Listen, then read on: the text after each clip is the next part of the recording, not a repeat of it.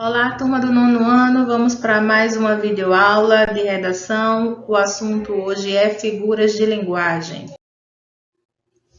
Figuras de linguagem são recursos linguísticos a que os autores eles recorrem para tornar a linguagem mais rica e expressiva. Esses recursos revelam a sensibilidade de quem os utiliza, traduzindo particularidades estilísticas do emissor. Para utilizarmos corretamente as figuras de linguagem, é necessário entender os conceitos de denotação e conotação, ou seja, o uso de palavras ou expressões empregadas no sentido próprio ou figurado. Denotação e conotação nós já estudamos em nossas aulas presenciais. Eu vou apenas relembrar aqui o conceito, ok? Denotação é o significado básico e objetivo de uma palavra, não permitindo mais de uma interpretação. Já a conotação é o emprego de uma palavra no sentido figurado, associativo, possibilitando várias interpretações ao seu receptor. Beleza? Então vamos lá.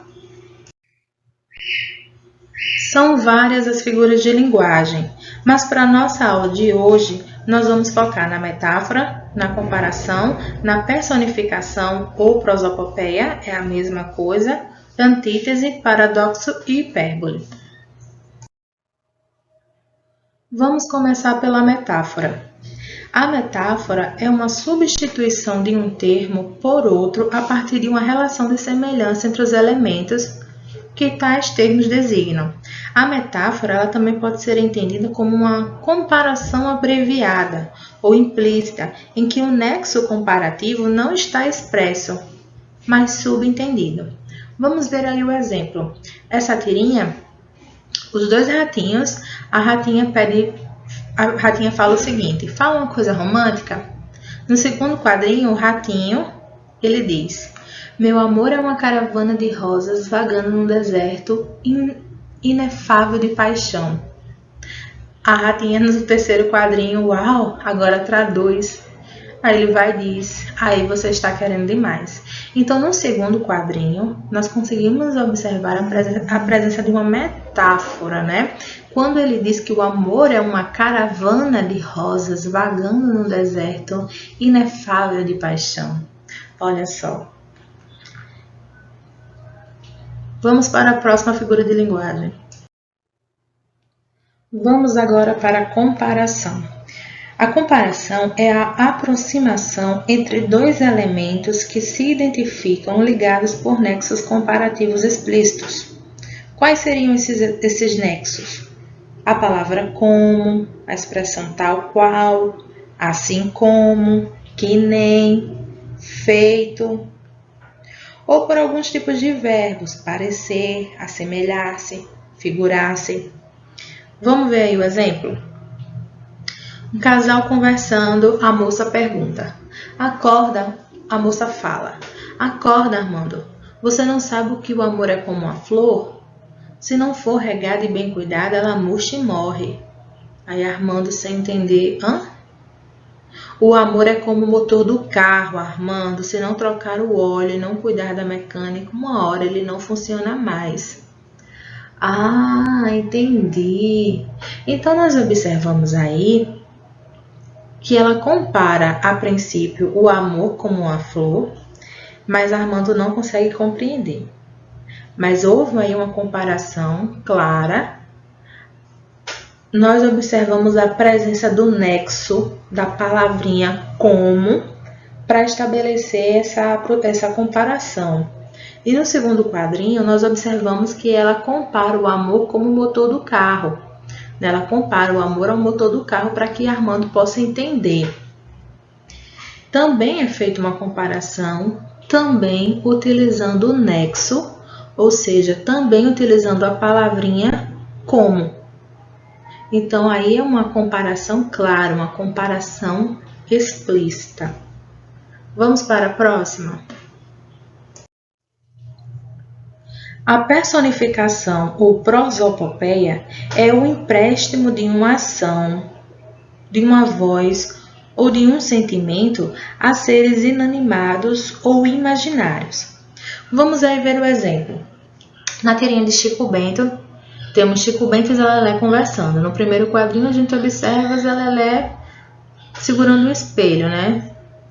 No segundo quadrinho aparece Chico Bento perguntando: "Tá se olhando no espelho, Zé Lelé?" Aí Zé Lelé vai e responde: "Eu não. Ele é que tá me olhando." Aí nós temos o exemplo de uma personificação, porque Zé Lelé, ele diz para Chico Bento que quem está praticando a ação de olhar é o espelho. Então ele está fazendo empréstimo de uma ação a um ser inanimado. Certo, pessoal? Então, personificação, repito, é o empréstimo de uma ação, de uma voz ou sentimento a seres inanimados ou seres imaginários. Ok? Vamos aí para a próxima. Antítese é o emprego de palavras ou expressões de significados opostos. Vamos observar esse quadrinho que eu coloquei para vocês. Sabe, Adão, tudo precisa de um contraponto. Para existir um positivo, tem de haver o negativo. Para existir um, tem que existir um menos um. Sem o mal, como saberíamos o que é o bem? O que seria da paz sem a guerra? Adão responde: o que seria do John sem a Yoko? Então a gente consegue observar aí no segundo, no terceiro, no quarto e no quinto quadrinho a presença de antítese. Sempre há palavras ou expressões opostas próximas, né? Positivo e negativo, um, menos um, mal, bem, paz, guerra, certo? Vamos para a próxima. Paradoxo é o emprego de ideias aparentemente absurdas por meio de palavras que parecem excluir-se mutuamente. Vamos ver o exemplo que eu coloquei para vocês. Grito materno, sim. Até filho surdo escuta. Aí nós temos o exemplo de paradoxo. Nós conseguimos perceber com o uso das palavras surdo e escuta inseridas dentro do mesmo contexto, há uma contradição lógica aí de ideias. Não é? Como pode um surdo escutar? É ou não é um grito? Então, este é um exemplo de um paradoxo, tá? Quando há esse tipo de contradição lógica, ok?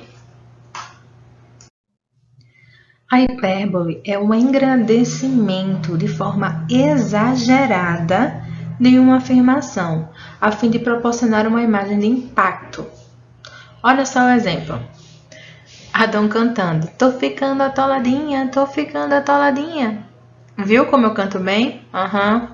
Aposto que Elis Regina está morrendo de inveja. Eu sou sinistro. Quando ele fala morrendo de inveja, há um exagero aí. É uma forma de se expressar exagerada. Então, nós temos exemplo de uma hipérbole. Bom, pessoal, a nossa videoaula de hoje encerra aqui. Vou deixar para vocês, no final desta videoaula, uma atividade extra, uma breve atividade extra. Vou deixar também a atividade no livro da página 64 a 67. E em caso de dúvidas, é só entrar em contato comigo mandando uma mensagem, tá? Para estudocomplementardelinguagens@gmail.com. Beijos para vocês e até a nossa próxima videoaula.